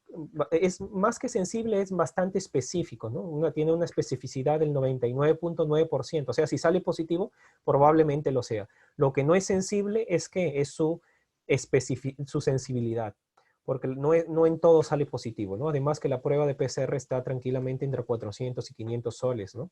De líquido acítico, ¿no? PCR en líquido acítico de Mycobacterium tuberculosis. Entonces, no es como un bar que te lo cobra gratis al Ministerio de Salud a un PCR que te va a valer 400, 500 soles, ¿no? Tengan presente eso. Que obviamente, si ya todo sale negativo, una buena alternativa es dejarlo, pues, ¿no? Para diagnosticar, pues, la enfermedad, ¿no? Podemos pedir radiografía de tórax, de abdomen, tránsito intestinal, que nos puede ayudar básicamente en las lesiones colónicas intestinales. Y vamos a ver en algunos parámetros cuando hay una lesión pseudotumoral o de proliferación, por ejemplo, el signo de Stirling, ¿no? Que básicamente es esa represión ilial o ese afinamiento ilial del contraste. ¿Por qué? Porque está comprometida la válvula iliocecal y el ilion distal, ¿no? Por un compromiso de la tuberculosis, por un tema de proliferación y de inflamación a ese nivel, ¿no? Signo de Stirling. Aparte de ello, para yo determinar si hay una lesión endoscópicamente, como yo les había mencionado, o hago una endoscopía o hago una colonoscopía. Si yo estoy sospechando de que tiene una tuberculosis peritoneal y todo me sale negativo, hasta el PCR, el ADAM, todo, y estoy llorando, ya no sé qué hacer, lo que puedo hacer como última posibilidad es hacerle una laparoscopía diagnóstica.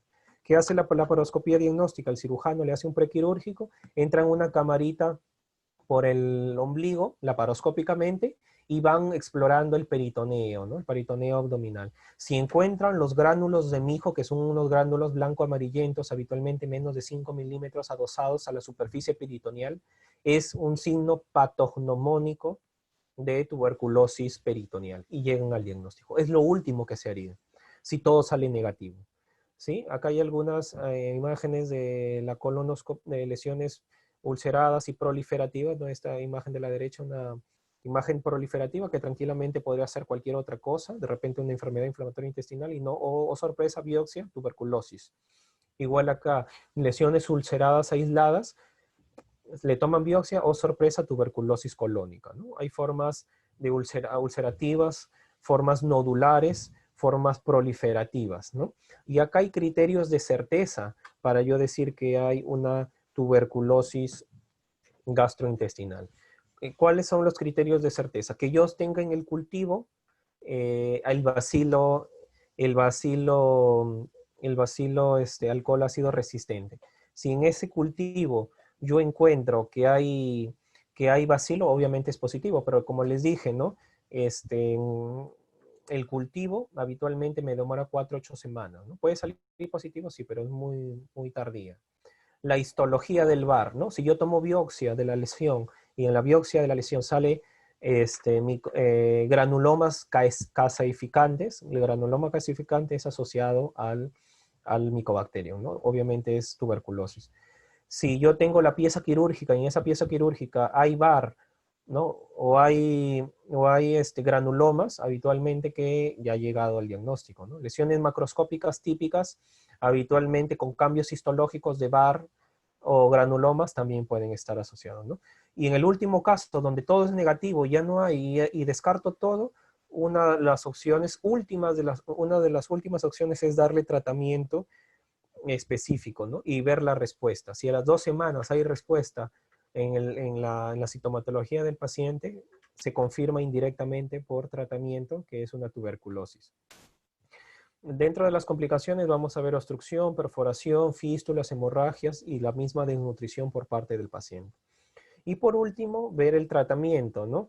Ya saben ustedes, así como han visto la tuberculosis pulmonar y las otras tuberculosis, que el esquema de la tuberculosis es igual que el esquema pulmonar, ¿no? Dentro del núcleo básico, isoniazida, rifampicina, y, después, bueno, en la primera fase, aparte de isoniazida, rifampicina, agregarle piperacilina y tambutol, piracinamida, tambutol, perdón, que esas son las 4 drogas. El núcleo básico es isoniazida, rifampicina, que ese sí se continúa por 4 meses más, 2 meses los primeros 4 medicamentos y 4 meses más el núcleo básico isoniazida, rifampicina, 3 veces por semana, ¿no?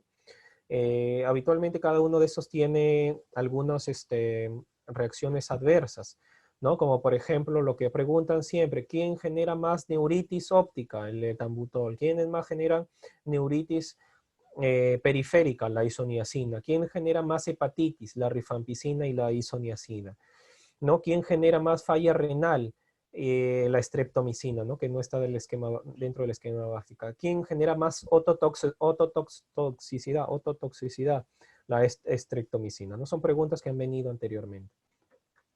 Correcto. Y la duración con el tratamiento específico, la curación es bastante alta, ¿no? El pronóstico es bueno cuando se le instaura y es aislada y se le da tratamiento, ¿no? Hay más mortalidad en pacientes que tengan estadio SIDA, ¿no? En el VIH, ¿no? Obviamente tenemos que hacer todo lo posible para, para tener un diagnóstico precoz y dar tratamiento oportuno.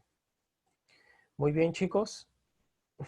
2 minutos para que acabe, para las 6 de la tarde. De repente tengan alguna pregunta antes de que pasen y continúen con sus clases maratónicas.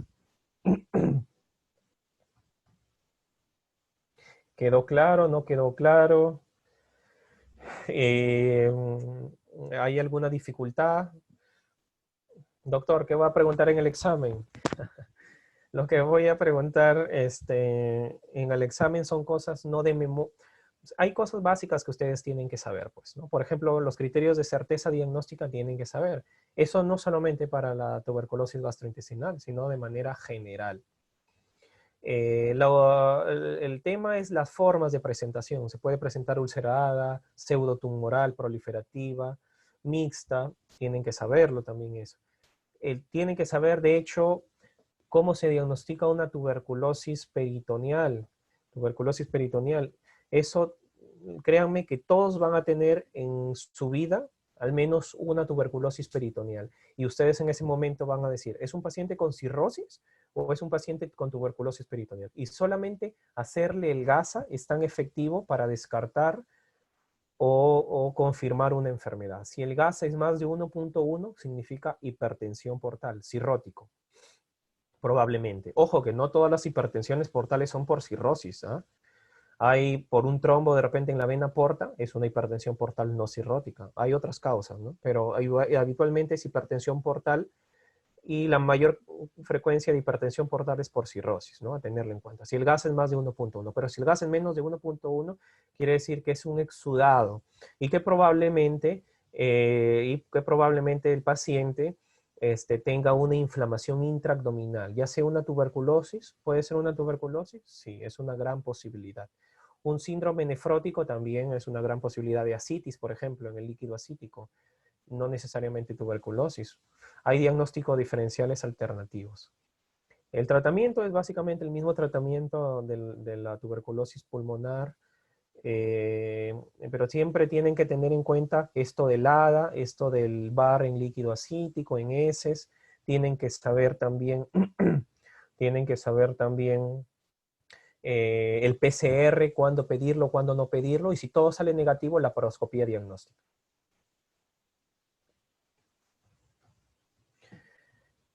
Muy bien, chicos, creo que no hay ninguna otra pregunta. Entonces vamos a finalizar. Espero que tengan una buena tarde, siga siendo productiva. Así que me voy y sigan estudiando, pues. Cualquier pregunta con su delegada, con su delegada creo que es Milagros. Cualquier pregunta, cualquier duda que me la hagan saber, voy a estar presto ahí para ayudarlos en lo que pueda. Así que tengan buena tarde y sigan leyendo, pues. Hasta luego. Y gracias por su atención.